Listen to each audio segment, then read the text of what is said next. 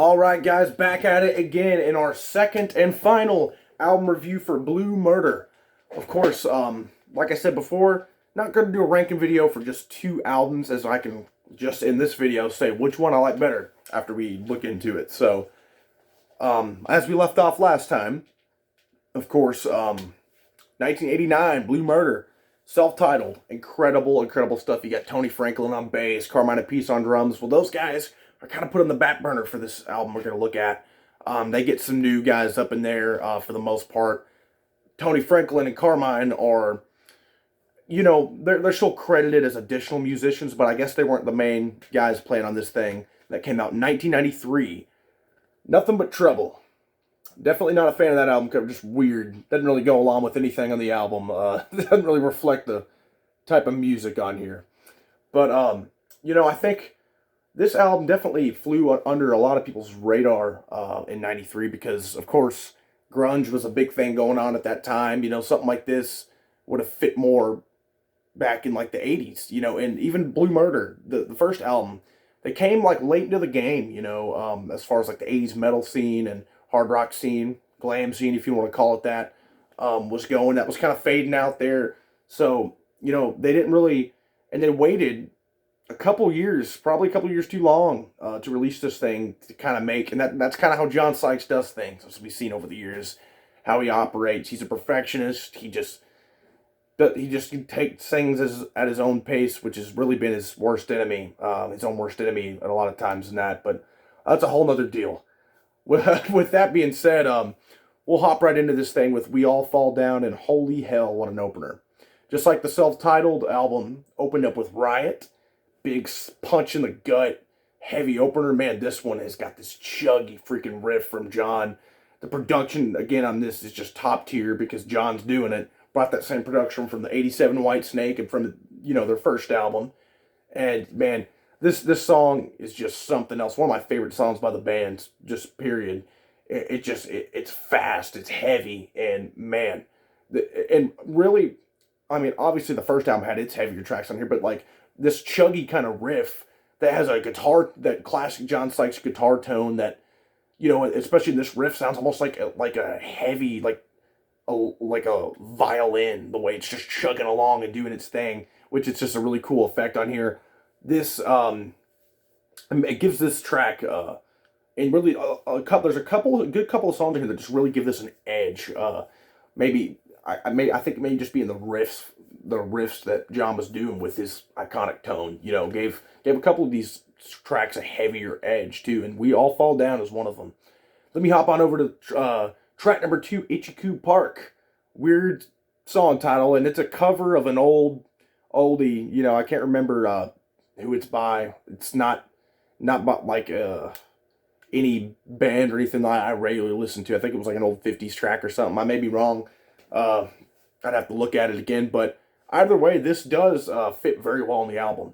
The acoustic guitar and kind of rhythm thing it's got going on, and I love the super hooky chorus with the background vocals and everything. And really, this song gives off the same kind of vibe as, like, their, how Jelly Roll, the kind of acoustic parts to that song off their first album, go along. So that's what really makes this thing just fit right in. This could have been, their own song. And, like, first time I ever heard this album, I thought it was their own song, like, it just fit just fine. It's not out of place or anything, because they did kind of have some acoustic stuff here and there in their first album.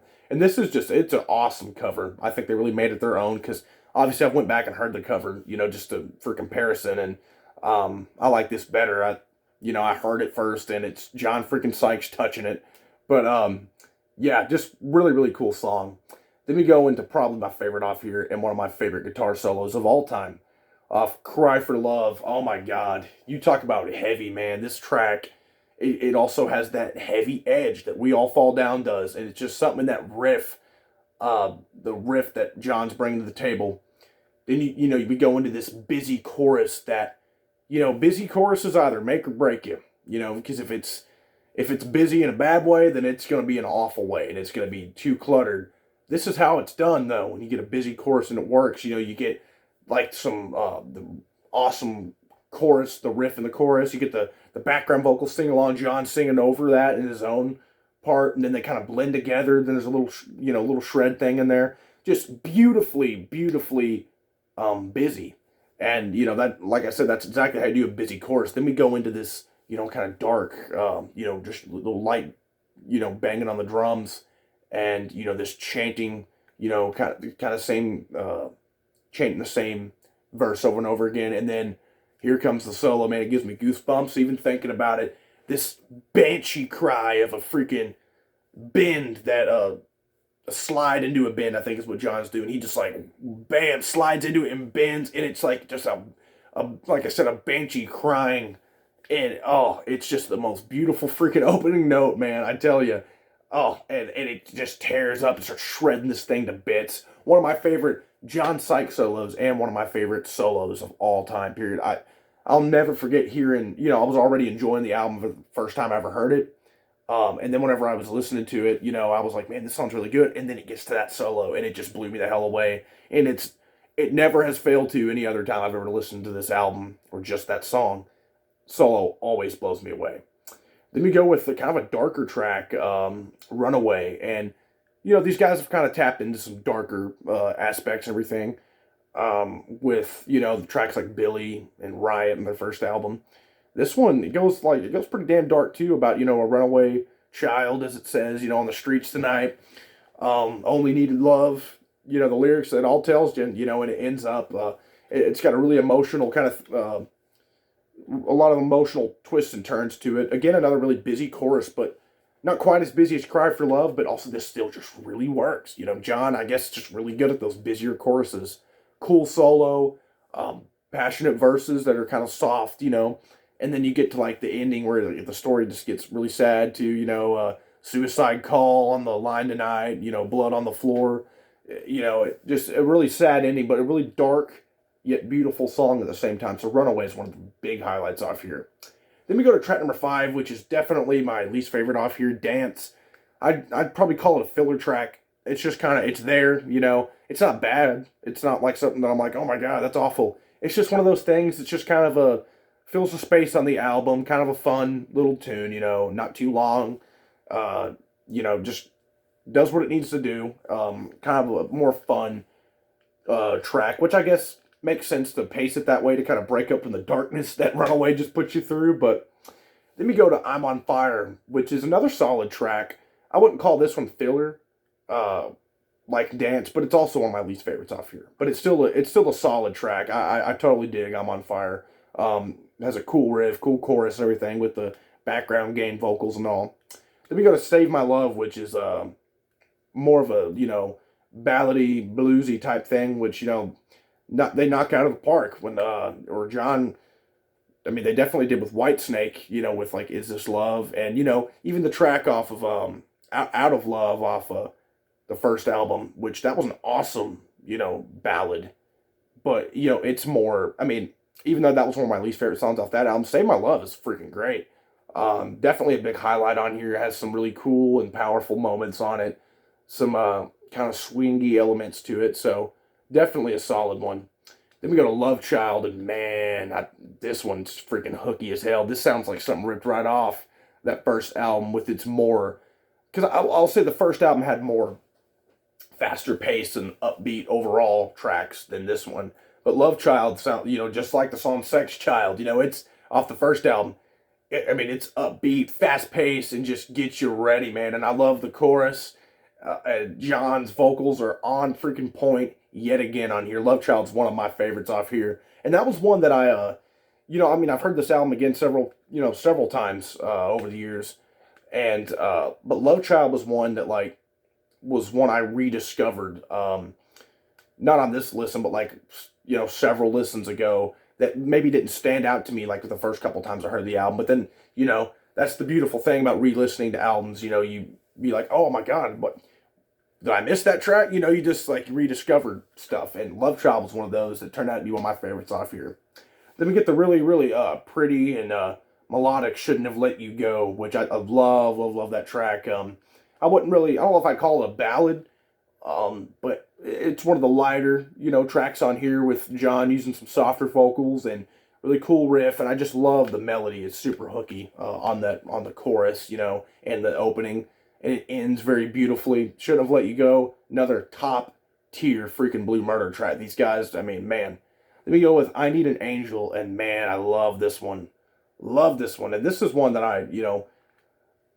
much like Love Child, except Love Child, I've been kind of acclimated to again after several listens ago. I kind of became reacclimated with that track. This is one that, upon this re-listen here, I kind of rediscovered. I'm like, damn, that's another kind of softer one that, has kind of like those bluesy kind of swingy elements to it. You get some really passionate soloing from John in here with some cool bends that, I just love him doing. Tears it up, kind of loosens up the tone a little bit to kind of make it less heavy on this one. And I Need an Angel is just a really, really good track. That both that one and Save My Love are both kind of more ballady ones, softer ones, but John tears them up. Then we ended officially with track number 11, She Knows, which is a cool, almost the way the verses kind of go. It's again another softer one, kind of a shorter one. Again, kind of the way the verses go are almost they're like telling a tale, like vocally. The way it sounds almost like folky in a way. Obviously it's not a folk song, but I'm just saying like the way the melody kind of goes almost sounds like he's telling a story. So that's another really, really cool track. This was the Japanese edition that I have here. Had the whole Shinobi thing on it and everything. So it does have a bonus track, which I'm not really going to count on here, and I'm glad it doesn't officially count here, but it's called Bye Bye, and it's probably my least favorite song these guys have ever done. It's not bad. It's kind of jazzy in a way, and just doesn't really do much for me. But I just thought I'd mention it. But again, that's not really going to factor into this. But yeah, because I was actually confused after I bought this copy. When I was playing through, I was like, "What the hell's track 12?" And it was doing this. I was like, "What?" But yeah, so that was a Japanese bonus track, and it's not even listed on the back. So, but yeah, guys, another just incredible album, and just a hidden gem in the early '90s, man. I mean, again, this thing, like a lot of these bands, '80s bands who were transitioning to the '90s and not going and trying to beat grunge or whatever, since that was more popular, and just kind of slid under the radar, but still dropped great freaking material. As for which album I like better, if you couldn't tell by, if you've seen the first review and then, just watch me review this thing, I definitely lean more towards the first album. I think that one, the self-titled one, it definitely beats this one out by a pretty fair margin. Although I do think there's some strong moments there's just an insane amount of strong moments in this album that, give some of the strongest moments on the first album a run for its money. Like, We All Fall Down, Cry for Love. Those are right up there with Sex Child and Valley of the Kings and all that good stuff. So, yeah, I think the first album's better than Nothing But Trouble. But Nothing But Trouble is a fucking fantastic album, nonetheless. Love, love, love Blue Murder, if that isn't clear enough. I just can't get enough of these guys, man. If you like John Sykes or Tigers Pantang, Whitesnake is really probably the most thing they sound like. But John Sykes been a part of Thin Lizzy. If you like anything John Sykes has dabbled in, you're gonna more than likely I'd probably say a good 99% chance you're gonna freaking love Blue Murder, this album and this one. But I do again prefer the first album. Now we're getting to that big reveal, guys, because I said last time we're gonna announce the next big band we're gonna be looking at and going through, and it's gonna be a big discography. And it's a thrash band. I don't know. I mean, there's a ton of thrash bands, so it could be out of all those. But I'm gonna go with one of those big four ones, and I'm talking about freaking Slayer. All right, we're gonna be looking at Slayer. I'm so hyped to go into this stuff. I love Slayer. I love them for a long time now. Super heavy stuff. We're taking, we were looking at, some Steve Vai and some Blue Murder, which they've got their heavy parts in their own right, but we're just going straight freaking heavy thrash metal and fast-paced thrash metal with Slayer. Again, super hyped to be looking at it. I think this is our first thrash metal band we're going to be looking at on this channel. First of many, of course. Thrash metal is awesome. And Slayer are one of my favorites thrash metal bands. And I think, had a big influence on the genre, on that subgenre as a whole. So stay tuned for that, guys, next time. I want to hear your guys' thoughts on this right here in the first album. Which one you guys like better? And maybe your strengths and weaknesses that you see in each of these albums, pros and cons. and everything. And what you guys think about John Sykes as a whole as a guitar player, and when you guys think he'll finally drop the album that's supposed to have been done for like 10 years now or whatever. And also, I want to see what you guys' thoughts are on me taking a look into Slayer and see how many Slayer fans are out there, because I bet there's a ton of them. And you'll see I'm a big fan of them as we come up here and review their stuff. Next time, stay tuned, guys. We're reviewing Slayer's debut album, The Nasty and Raw Show No Mercy. So stay tuned for that, guys. I'm ready to dive on into it. Like, subscribe, and comment. Thanks, guys.